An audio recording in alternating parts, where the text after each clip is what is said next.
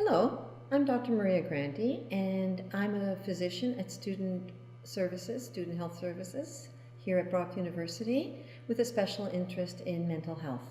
Today, we're going to look at some alternate ways for you to deal with the stressors in your life. Hopefully, methods that are more productive, more healthy, and will allow you to move forward and achieve whatever goal it is that you wish to achieve. Remember, if you wish to change, you have to actually be open to think, feel, and behave differently. A habit takes 12 weeks to change. Patience is a virtue in this case. Consider what I'm about to present as an opportunity for you to move from being stuck to being free. Today's session will consist of the following two topics: calming the mind and the body, and learning about mindfulness. Welcome to today's session. Today we're talking about calming the body and the mind. And why this is important is we only have a certain amount of energy, emotional energy, that we can use in a day. Think of your bank account. Once it's spent, there's nothing left. Emotional energy is the same way.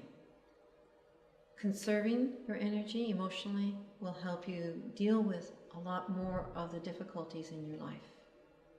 As we move into how to calm your body and your mind, we're going to do a couple of exercises today. One is visualization and one is box breathing.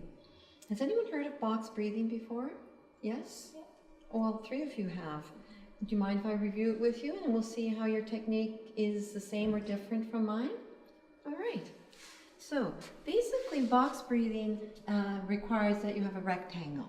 I have put a rectangle on the wall here, but if you look around the room, you'll notice that there's many rectangles all over the room. So when we talk about box breathing, it's about getting your body into a place where you're very comfortable, and that you can get your anxiety in your body and in your brain to calm down. I'll run through it first and then we'll get you to practice. If you look at the rectangle and you start down at this corner, you would get all the air out of your lungs. You would hold that emptiness within until we get to the top of the line. So you follow my finger and my voice to move to the top of the rectangle. As you get over here, what we're going to do is move across nice and slowly, and that's where you inhale. When you're full, you will come down the side and you will keep that full air within your lungs. When we get to the bottom, then it's time to let go of that air. And you let it out nice and slow. You have some control here until there's nothing left. And then we start the process again. So I'm going to guide you with my voice and my finger, and then I'm going to ask you to do this on your own. Any questions? Okay, so remembering, exhale, get rid of all the oxygen in your body. As far as you can go, get rid of the oxygen. You have nothing in your body now. Get to the top, and now you're ready for some fresh air. The oxygen's coming into your lungs. It's coming in, it's going to your whole body. Fill it up like a balloon. Hold it right there. Allow the oxygen to exchange in the lungs so that now you're ready to let it out, and you're going to let out all the waste products. You're cleaning out those lungs and your body and your brain. So we've gone around once, we'll do it one more time. Hold that emptiness. Allow the freshness to come in. Nice and slow, fill yourself up. Hold it there, hold it there. Allow it to exchange. Exhale and get rid of it all. I'm going to ask you all to open your eyes now, please. I'd like you just to take a moment to think about how you are feeling in your body and in your brain and in your mind. Think about how it was before we started this exercise. On a scale of 1 to 10, how calm were you? 10 being the most calm, 0 of course, not calm at all. Anyone like to volunteer about how they felt before and how they feel now? Before I kind of was probably at like a 3, so I wasn't very calm. But now I feel like I'm at like an 8, so my body feels more rejuvenated and my mind is kind of just calmed down. Thank you.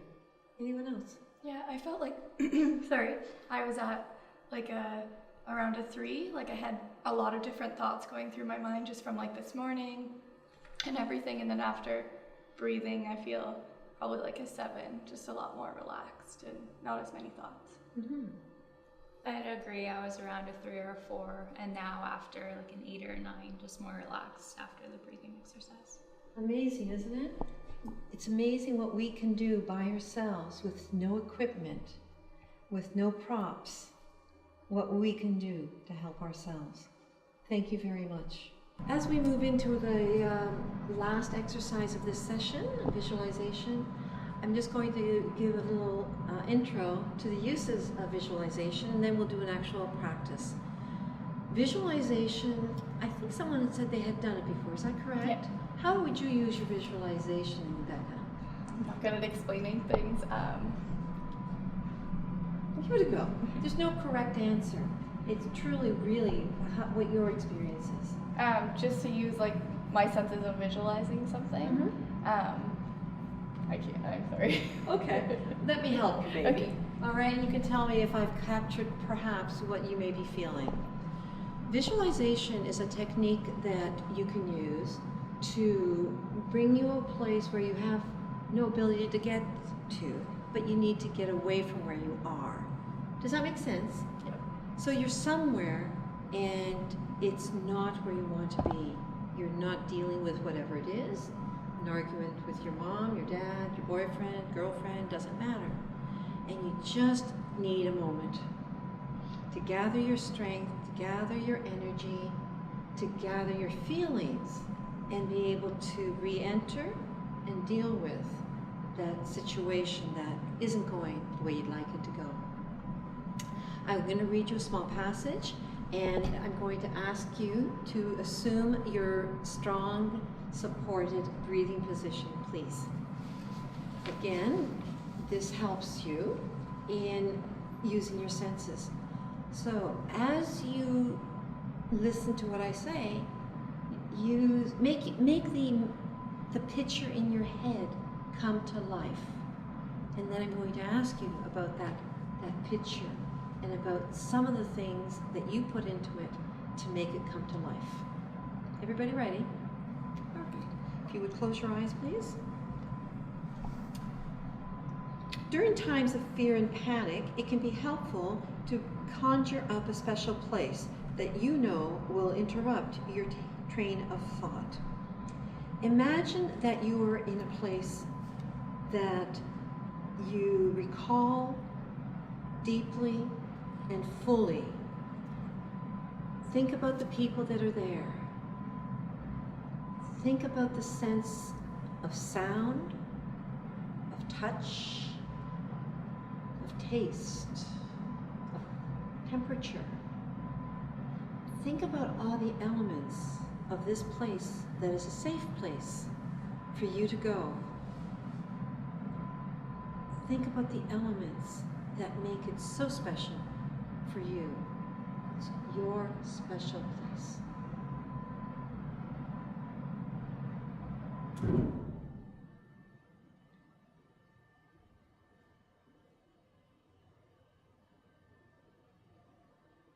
Once you've developed this picture in your head, in your body, in your senses, I'd like you to open your eyes, and then we'll talk about where you've been. Does anybody want to share where their special place is, or what their special place is? I can go first. Thank you. So it was kind of outside in the forest near a pond and a river, and the sun was hot and beaming out, so it's nice and relaxing. Could you hear the sound of the water? Yeah, over the rocks and stuff. Did you put your toes in and feel the temperature of the water? I did not, but it would have been nice, yeah. Okay, so again, there's no right and wrong here. And again, it's developing a place that brings all your senses there so that you really feel that you are there. And you get that same sense of calmness and peace that you had before in that special place. Let's do one more. Yes. Mine was outside as well. It was at the beach, so I could feel like the hot sun and then hear the waves and like the seagulls above, and even like touching like the grittiness of the sand. Was it in your food? No, it was probably my mouth, the wind and everything.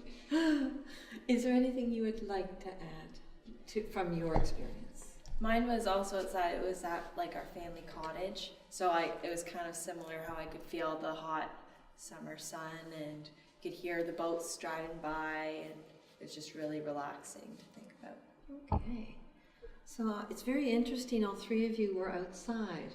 When I think of my special place, I'm inside. I'm thinking about the smell of the tomato sauce that my mother's making. I'm thinking about the meal we're going to all have together as a family. I'm feeling the chair. I'm tasting the polenta, which is an Italian dish. And I'm feeling quite loved and secure at this moment in my place. So you see how many different ways you can make a place special. And it doesn't even have to be the same one every time. You can use different ones at different times. It's up to you to decide how you would like to take that calmness and lovingness for yourself. Thank you. Good day. Welcome. Today we're talking about mindfulness. Mindfulness is important for what reasons? Anyone have any familiarity with mindfulness practices? Yeah. Why would you use it? To relax and just think of what's going on at that moment. Relaxation. Excellent. Any other? Yes. To calm the mind. Calm the mind. Very good. Yeah, it's just a way to take in whatever just happened and let your mind relax and kind of calm it, like Becca said. So mindfulness is about mental relaxation, openness, flexibility, and physical ability to take on what is thrown at us. So mindfulness has three main steps. So today what we're going to do is we're going to go through the three basic principles of mindfulness, and what we're going to do is mindful eating. Now, I need you all to assume a position that is a strong position, a supportive position. So that means, if you don't mind, adjust your body. So this is principle number one. Adjust your body so you have no stress on it. If you can imagine a string in the top of your head, it's pulling you right up. Make sure your shoulders are down, away from your ears. Make sure your feet are flat on the ground and your hands more relaxed on your lap. Once you have a strong position, what we're going to do is we're going to do the breath. We're going to follow the breath. This is the second principle. So following the breath is a way of slowing down your body and your brain, your mind. So the breath is about breathing in, filling up those lungs, and breathing out. Let's do this 3 times. Breathing in, and breathing out, and one more. Big breath in, big, big, and out. So as we start our mindfulness practice, it's always good to come to a place where you are centered and calm, and this brings you there. So the next part of the exercise for mindfulness, the third part, is using your senses. So this is the last part of the exercise for the day, and I need you to trust me. I need you to have your eyes closed, and I'm going to ask you, if you don't mind, to put your hands in front of you, just like that. And I will be depositing something into your hands, And I ask you not to open your eyes until I suggest that it would be the right time. Everybody good with this? Any questions? Everybody feel safe? All right. If you would close your eyes now, please.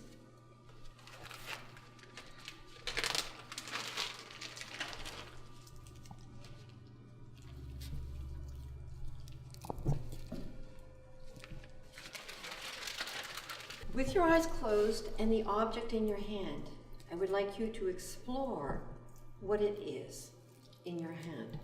I would like you to use as many senses as you possibly can. Remember, our senses include temperature, touch, hearing, smelling, and taste.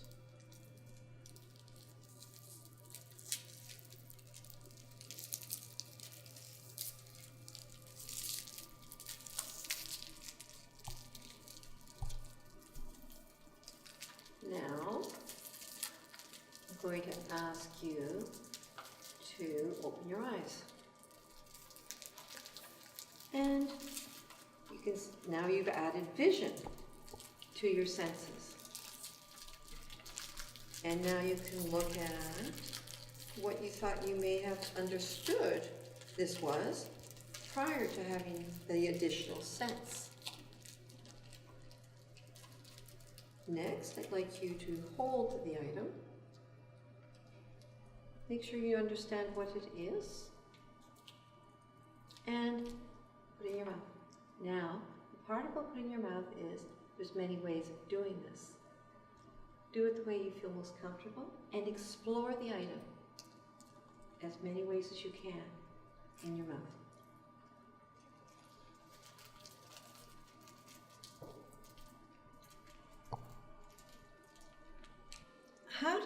How was this exercise for you? Was this novel? Was it interesting? How did this exercise feel?